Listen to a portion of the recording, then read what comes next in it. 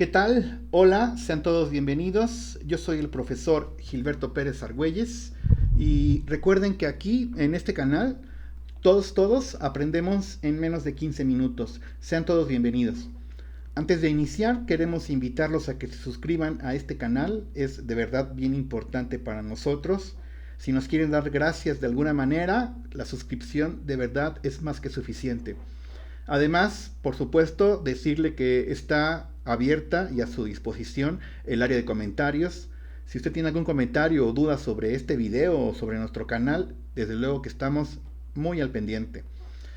Antes de iniciar, también queremos invitarlos a que se suscriban a nuestra página de Facebook. Los van a encontrar con el mismo nombre, Aprendiendo en menos de 15 minutos. Allí estamos regalando, son gratis, infografías de asignaturas de temas de historia universal, historia de México, sociología, filosofía, entre otras asignaturas. Dicho esto, es momento de comenzar y la sesión del día de hoy tenemos preparado el video que tiene como título El conocimiento histórico de un país colonizado. La presentación buscará el siguiente objetivo. Vamos a explicar la diferencia entre historia nacional y la historia mundial. Y también vamos a observar y también identificar la manera en que la historia de México ha influido en la historia universal y cómo la historia mundial, ¿verdad? La historia universal ha influido en la de nuestro país. Dicho esto, es momento de iniciar y tendríamos que comenzar diciendo que la historia nacional es aquella que explica los orígenes de las naciones y su desarrollo en tiempos pasados. Hablar, por ejemplo, de la historia de México es entender periodos como el prehispánico, el colonial, el México independiente, México del siglo XX y México actual, entre otros nombres. En realidad aquí lo importante que tendría que usted estar entendiendo es que al final la historia nacional explica el origen de cómo se va a fundar un país y también la manera en cómo ha cambiado la historia de ese país, los periodos que han surgido y cómo se han dado cambios sociales, cómo se ha dado cambio en la forma de interactuar entre las personas para que pasemos de un periodo a otro. Cada periodo está marcando un cambio significativo. En el caso de la historia de nuestro país, podríamos señalar que el México prehispánico pues tenía ciertas características que se van a modificar importantemente cuando hablemos, por ejemplo, del México del virreinato o del México colonial. Y entonces la historia nacional explica sobre todo origen y cambios que se han dado en su desarrollo. Ahora hablemos un poco de la historia mundial. Se refiere a la manera de acercarnos al pasado, de forma global. Es entender la conexión entre diferentes continentes, es también comprender el todo como un campo de acción. Y aquí, cuando hablamos de historia mundial, ponga usted atención, es la manera en cómo se ha dado la convivencia e interacción entre naciones. Cómo se ha dado este intercambio de ideas y mercancías entre continentes. Y entonces ese intercambio de ideas y mercancías, esa interacción entre naciones, por supuesto va a dar una historia mundial. Y entonces de lo que se trata cuando hablamos de historia mundial o historia universal es entender el todo como un campo de acción, como uno solo, como una sola historia, que sería en este caso la historia mundial. Hablemos un poco de cómo la historia de México ha influido en la historia del mundo. Por ejemplo, el caso de la extracción de metales. Es una situación muy importante porque gracias a esta extracción de metales se va a dar el desarrollo del capitalismo. Sin lo anterior, sin esta extracción de metales, el proceso de este sistema económico llamado capitalismo seguramente sería muy distinto. Y entonces note la manera en cómo el desarrollo de la minería, en el caso de la Nueva España, influye en la historia y surgimiento del capitalismo. La conquista y colonización de América fueron factores que provocaron la globalización e hicieron posible una historia mundial. pueblos que se mantuvieron separados formaron un sistema mundial. Durante mucho tiempo entonces hubo este aislamiento de naciones que con el paso del tiempo va a irse desvaneciendo y va a ir provocando esta interacción que hacíamos nosotros mención hace unos segundos.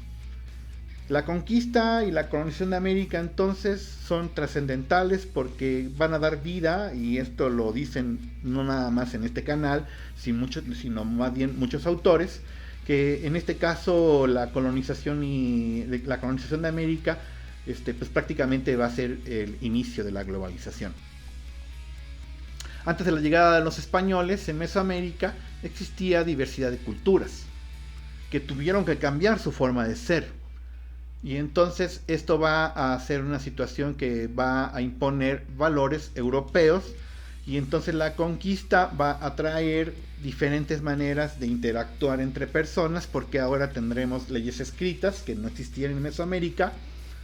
Traerán, por supuesto, sistemas económicos distintos al trueque que se practicaba acá en el caso de Mesoamérica. Y también se van a imponer estos valores que ya estábamos nosotros mencionando, como la religión o el lenguaje incluso. Y entonces la llegada de los españoles, dicho de manera sencilla, pues va a transformar nuestra historia. Sin la llegada de los españoles, seguramente la historia de México sería muy distinta, porque al final no se trata de decir que si va a ser mejor o iba a ser peor. Aquí lo importante es que usted tendrá su propia opinión, por supuesto. Aquí lo importante es que tiene que aceptar que sería distinta. En contraparte, por supuesto, los europeos que llegaron al continente americano también tuvieron que cambiar su forma de ser y pensar. Piensa en todos los conquistadores que llegan a América y que tendrán que tener cierta adaptación a la forma de ser y pensar de los mesoamericanos. La colonización entonces llevó a la fusión de culturas y a la creación incluso de nuevas culturas. Y así piense, por ejemplo, en sentido, por ejemplo, de cuestiones económicas, en cuestiones, por ejemplo, alimenticias, de cómo se va a transformar la dieta de las personas que llegan al continente, y cómo estos productos que aquí había en Mesoamérica pues van a comenzar a llegar al continente europeo, ¿no? Caso del maíz, del chile, de la miel, jitomate, ¿no? Aguacate, entre otros. Y entonces la dieta de los europeos también, por supuesto, se va a transformar, porque en este caso comenzarán a consumir productos que nunca habían consumido, y lo mismo va a pasar con el caso de nuestro país. El pozole, por supuesto, será un gran ejemplo, porque al final el pozole tendrá elementos de ambas culturas, tanto prehispánicas como europeas, con la carne de cerdo. A partir del siglo XVI entonces va a prevalecer este dominio fuerte y marcado por parte de imperios europeos en la mayor parte del mundo. Será a partir del siglo XVI cuando comenzará esta situación, principalmente en América y en algunos continentes como el asiático y el africano se dará posteriormente, pero sí importante darse cuenta de este dominio que va a influir importantemente en la construcción, por ejemplo, en el caso de nuestro país.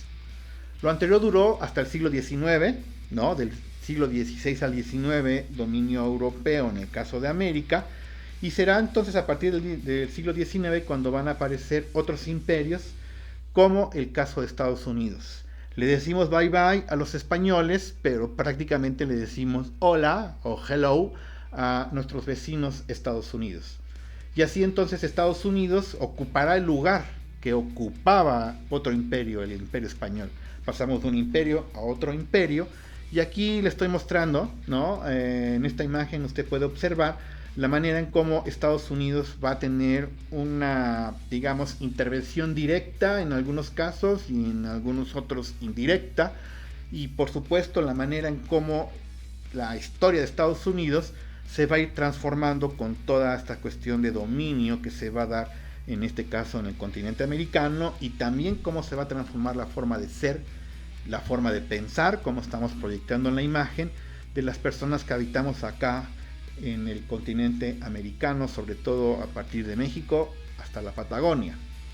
El colonialismo entonces va a continuar, se siguió controlando la forma de hacer y también la forma de pensar las cosas, sobre todo la forma de pensar las cosas. Se considerará entonces a Europa y a Estados Unidos como ejemplos del deber ser. Y entonces ahora va a haber esta como obsesión de pensar como si fuéramos estadounidenses, de pensar como si fuéramos europeos, como si esa fuera la solución.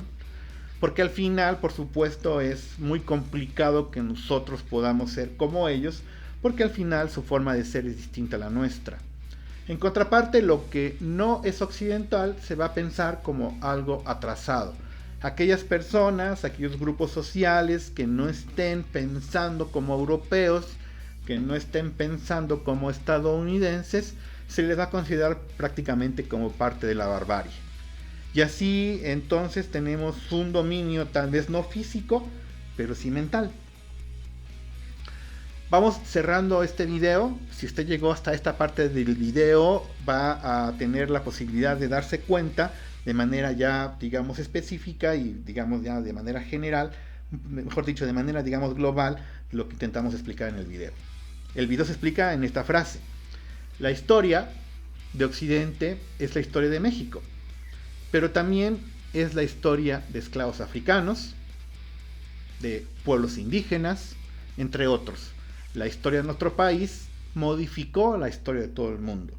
Y entonces la historia mundial influye en la historia de México, por supuesto, y la historia de México influye en la historia mundial. Es así como usted tiene que pensar cada que esté viendo algún tema histórico.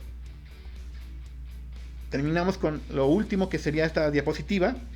Destacar que en el caso de América Latina fue la primera región en consolidar la forma de gobierno europeo.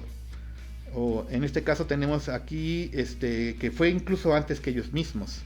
Y entonces los europeos inventan formas de gobiernos como la república, y serán los americanos, sobre todo después de los procesos de independencia, cuando se van a comenzar a adoptar estas formas de gobiernos que no fueron inventadas para americanos, pero que nosotros estamos como un poco obsesionados a creer que si somos republicanos tendremos progreso, que si tenemos leyes escritas tendremos mejor bienestar, o tener esta situación de, por ejemplo, de votar por nuestros representantes o tener la posibilidad de ser votado, pues sería como una situación que prácticamente pues, no ha sido parte de nuestra formación histórica. Si lo piensa, la mayor parte de la historia de México ha sido gobernada por monarquías e imperios. Piénselo y se da cuenta que muy poco tenemos intentando ser una república. Con eso terminamos. Agradecemos muchísimo su atención. Si usted llegó hasta esta parte del video, le agradecemos muchísimo. Ojalá que lo escribiera ahí en la área de comentarios para saber quiénes sí llegaron hasta acá. Y reiteramos, en este caso, la invitación a que nos sigan en nuestra página de Facebook. Y también tenemos por allí dos proyectos alternos.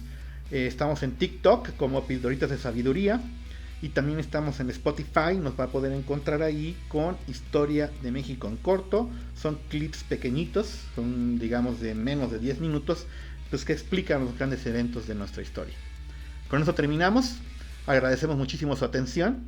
Y estamos escuchándonos y viéndonos en los siguientes videos. Hasta entonces, cuídense mucho. Chao.